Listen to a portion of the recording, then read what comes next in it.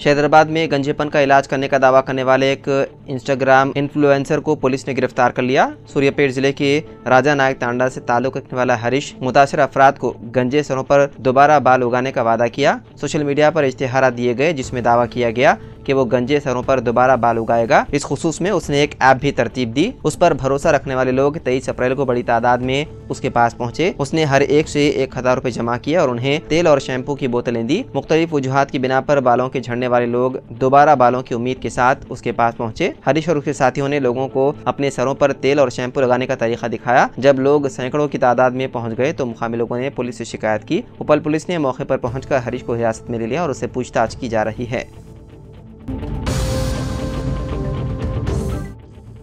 हैदराबाद में रोज बरोज मुसाफिरों की तादाद में इजाफे के पेश नज़र तेलंगाना आरटीसी ने एक अहम फैसला किया है। मुसाफिरों की ज़रूरियात को मद्देनजर रखते हुए मजीद बसों के आगाज़ का फैसला किया गया। इस सिलसिले में GHMC में जुलाई तक इजाफी 200 नई बसें फराहम करने आरटीसी ने इक़दाम शुरू कर दिए हैं, जिनमें तकरीबन 150 बसें इलेक्ट्रिक होंगी। तेलंगाना हुकूमत ने महालक्ष्मी स्कीम के तहत ख़वातीन को आरटीसी बसों में मुफ्त सफ़र की सहूलत फराहम की है, जिसके बाइस मुसाफिरों की तादाद में ज़बरदस्त इजाफा हुआ है। इसी इजाफे के पेश नज़र सफ़र को मजीद आसान बनाने और हुजूम को करने ये फैसला लिया गया। आरटीसी हुकाम का कहना है कि खास तौर पर जब तालीमी इदारे दोबारा खुलेंगे उस वक्त तक ये नई बसें दस्तयाब होंगी।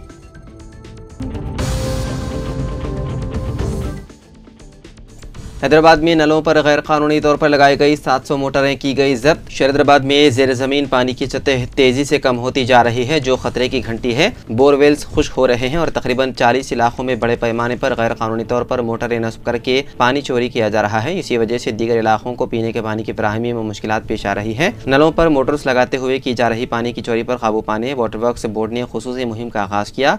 इस माह की 15 तारीख से अब तक नलों पर गैर कानूनी तौर पर लगाई गई तकरीबन 700 मोटरें को जब्त कर लिया गया।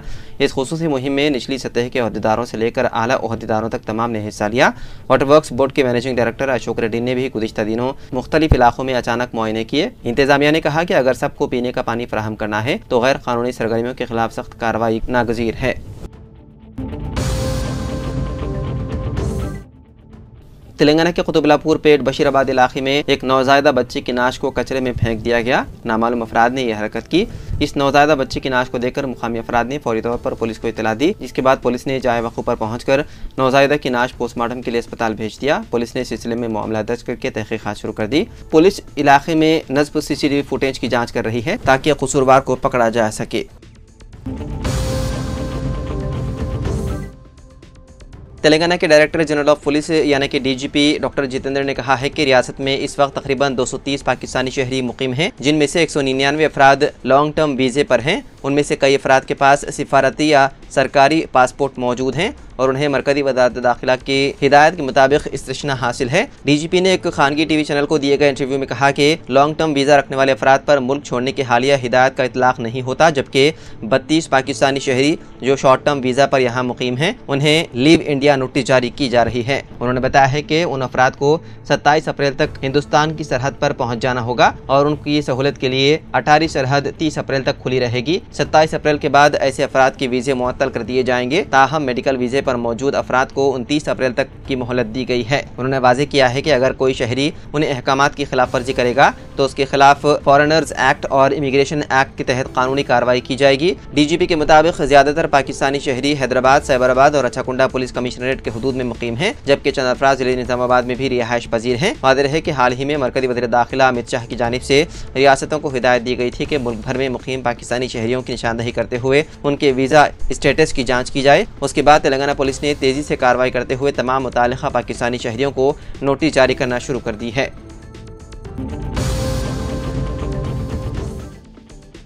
आंध्र प्रदेश में पेश आए एक दिल दहलाने वाले वाक़ये में एक जालिम बेटे ने अपने माँ बाप को ट्रैक्टर से कुचलकर हलाक कर दिया। विजयनगरम जिले के नंदुपुरी कला गांव में यह अफसोसनाक वाक़या पेश आया, जहां ज़िराई ज़मीन के लिए बेटे ने अपने वालिदैन को ट्रैक्टर से कुचलकर कत्ल कर दिया। 55 साला उप्पल नायडू और उनकी अहलिया 45 साला जया के एक बेटा राजशेखर और एक बेटी राधा कुमारी है। राधा कुमारी की शादी के वक्त उप्पल नायडू ने अपनी 1 एकड़ ज़मीन यानी कि 40 गुंटे में से 8 गुंटे ज़मीन बेटी को दे दी थी। 5 साल कबल राधा कुमारी के शोहर का इंतकाल हो गया, जिसके बाद बाद वो वालिदैन के साथ रहने लगी। ओपल नायडू ने खानदान के कर्जे चुकाने के लिए मजीद 5 गुंठे जमीन फरोख्त कर दी थी, लेकिन बेटा राजशेखर वालिदैन पर दबाव डाल रहा था कि बची हुई 27 गुंठे जमीन या तो उसे दे दी जाए या बेच कर रकम उसे दी जाए। वालिदैन ने बेटे के सख्त रवैये से तंग आकर 27 गुंठे में से 12 गुंठे जमीन अपनी बेटी राधा कुमारी के नाम रजिस्टर करा दी, जिस पर राजशेखर ने वालिदैन के खिलाफ शदीद बरहम हो गया। इतवार को राजशेखर जमीन के एक हिस्से को बेचने की नीयत से ट्रैक्टर से हमवार करने गया। वालिदैन ने जब उसे रोका तो उसने गुस्से में आकर ट्रैक्टर उन पर चढ़ा दिया। वालिदैन जान बचाने के लिए करीब में एक मकई के खेत में भागे, लेकिन राजशेखर ने उनका पीछा किया और ट्रैक्टर से कुचल कर हलाक कर दिया। दोनों वालिदैन मौके पर ही दम तोड़ गए। वाक़े के बाद राजशेखर अपनी बीवी के साथ पुलिस स्टेशन पहुंचा और खुद सुपुर्दगी इख्तियार की। PRS के सरबराह व साबिक़ वज़ीर आला KCR पार्टी की सिल्वर जुबली तकारीब शुरू करने से चंद घंटे कबल पार्टी के ने इतवार को रियासत भर में पार्टी के यौम तासीस के मौके पर परचम कुशाई अंजाम दी। उन्होंने तेलंगाना के नदरी असाद प्रोफेसर जयशंकर और कोंडा लक्ष्मण बापूजी को खिराज अक़ीदत पेश किया और तेलंगाना के मुतादिद शुहदा को भी खिराज अक़ीदत पेश किया, जिसमें उनकी कुर्बानियों को याद करते हुए नारे लगाए गए। BRS के वर्किंग सदर KTR ने सीनियर कायदीन के साथ तेलंगाना भवन में पार्टी परचम लहराया। बाददा उन्होंने प्रोफेसर जयशंकर को खिराज अक़ीदत पेश किया। उन्होंने टांगबंड में कोंडा लक्ष्मण बापूजी और गन पार्क में तेलंगाना शुहदा की यादगार पर भी खिराज अक़ीदत पेश किया।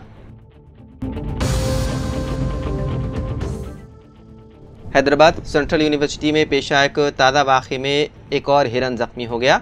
तफसीलात के मुताबिक साउथ कैंपस के JKMS के अखबी हिस्से में शिकारियों की जानिब से बिछाए गए जाल में हिरन फंस गया। इस मौके पर कुत्तों ने हिरन पर हमला करके उसे जख्मी कर दिया। सिक्योरिटी अमले ने हफ्ते की शाम जाल और जख्मी हिरन को देखा और फ़ौरन पुलिस और महकमे जंगलात के हुकाम को इत्तला दी। मुताल्लिक़ हुकाम ने फौरी मौके पर पहुँच कर हिरन को इब्तिदाई तिब्बी इमदाद फराहम की और बाद में उसे मज़ीद निगहदाश्त के लिए ज़ू पार्क मुंतकिल कर दिया। तलबा का कहना है कि HCU कैंपस के जंगलाती इलाके में जानवरों की शिकार के वाक़यात मामूल बन गए हैं।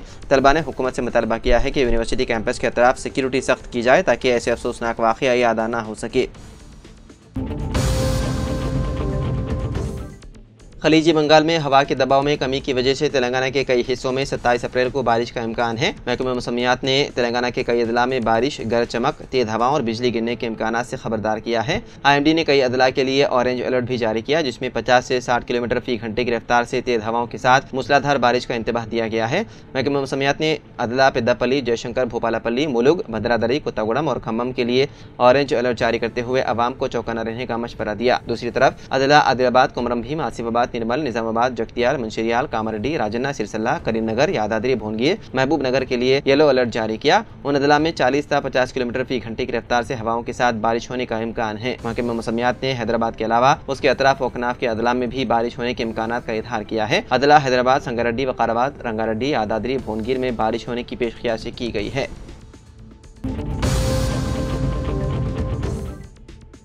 हज साल 2025 के लिए हुकूमत से तमाम इंतजाम मुकम्मल कर लिए गए हैं। हैदराबाद इम्बारगेशन पॉइंट से रवाना होने वाले तमाम आदमीन को बेहतरीन सहूलतें फराहम की जाएंगी। स्पेशल सेक्रेटरी अक़लीती बहबूद तफसीर इकबाल ने हज साल 2025 की तैयारियों का जायजा लेने के लिए इजलास तलब किया, जिसमें डायरेक्टर अक़लीती बहबूद Yasmeen Badshah, executive officer Haj committee Syed Sajjad Ali, assistant executive officer Irfan Sharif और दीगर अहदेदारों ने शिरकत की। इजलास में हज साल 2025 की तैयारियों का तफसीली जायजा लिया गया और मुख्तलिफ उमूर पर तबादला ख्याल किया गया।